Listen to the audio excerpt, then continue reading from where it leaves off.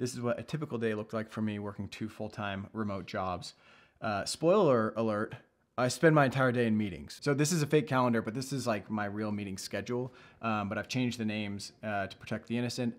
And I'm gonna refer to them as company 1 and 2, but that's not necessarily like the first company I worked with and the second company. It could be reversed. I'm mixing it up just to, again, protect the innocent. You've given everything away. I know where the poison is. So I'll quickly talk through what each of these meetings are and like what I would spend my time doing. So UX PM Dev Sync. So the green is company 1 and the blue is company 2. And then the purple is other contractor work. Weekly meeting at 6 p.m. on Mondays. Mondays were like the craziest day for me. It was terrible. But yes, let's get into it. This is what it would look like. So UX PM Dev Sync with company 1, that was where me, the UX designer, the product manager, and the dev, we would all sync up. The dev lead, we would all sync up and talk through like, you know, what we're all working on or what the team is working on. I don't know how much you care about my meetings. A real day in the life of me working 2 jobs would actually be pretty boring. It would just look a lot like this. So instead of trying to do like a day in the life video, I'm just gonna give you a few things you can expect if you're gonna try to work 2 full-time jobs, 2 full-time remote jobs. I'm gonna give you 5 things. Number 1 is you can expect to be in meetings a lot. PowerPoint, PowerPoint, PowerPoint. Imagine all the meetings that you have now, how everyone complains about having too many meetings, now double that. And that's gonna be the number of meetings that you're in. It's the biggest challenge working 2 full-time jobs, at least it was for me, coordinating the meetings, not overlapping things, having to bail without a good excuse. And it is unfortunate that the meetings is the biggest challenge because it's not even really essential for the job. A lot of these meetings, you're not even needed in the meeting. I do think in the future, companies and people will become more comfortable with it and they'll start to realize like that's kind of an old way of thinking of having everyone in their chair from 9 to 5, you know, present, working together at the same time in the same place. I think one thing that these companies that are kind of set in that older way of thinking, one thing that they don't understand is something that Paul Graham articulated really well. In the essay, he talks about how makers, like a developer, you know, software engineers, designers, people that are making things, they need large chunks of time to work. So they think in terms of like a half day or even a full day. Like if I don't have a half day to work on a project, then it's not even worth me getting started because these are hard problems that we're working on. You know, it takes time to like get into these problems that we're solving for, you know, a designer or a software engineer.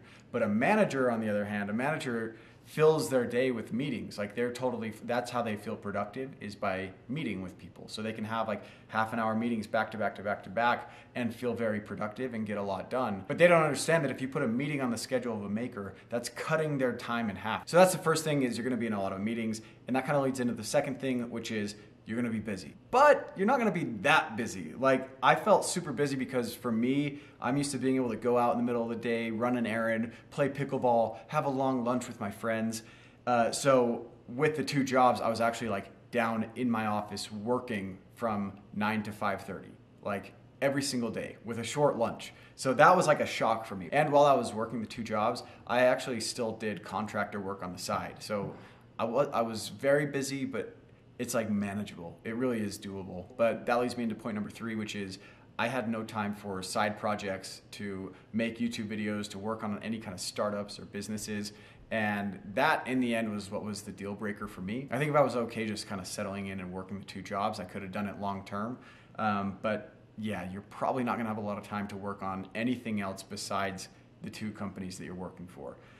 The next thing, point number 4, is you're gonna be the outsider. And you kind of need to get used to that.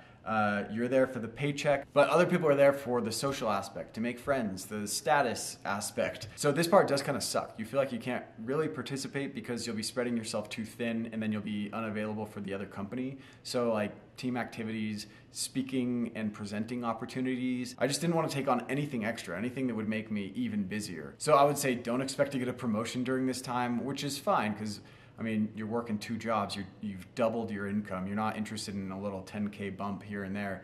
You're making $150,000 more. And the next thing is just keeping things to yourself, which doesn't feel great for me. I'm very transparent. I tend to overshare and tell everyone everything that's going on. So in team stand-ups or whatever, when they're talking about like, hey, how was your weekend? Or they're talking about what's stressing you out. Like we would have these meetings, these retrospective meetings where you give a rating of like how stressed you are or how you're enjoying your work. And I just couldn't be completely transparent. I wasn't lying, but I couldn't tell them like, man, I'm pretty stressed right now because this isn't my only work. So that's one thing you can expect is you gotta kind of keep your mouth shut and not say everything that you're doing, which maybe isn't a problem for you. Working 2 remote full-time jobs is a pretty cool option that we have. You're taking advantage of the times that we live in. This is a unique opportunity that our generation gets to explore with, remote work, asynchronous tools, everything's kind of come together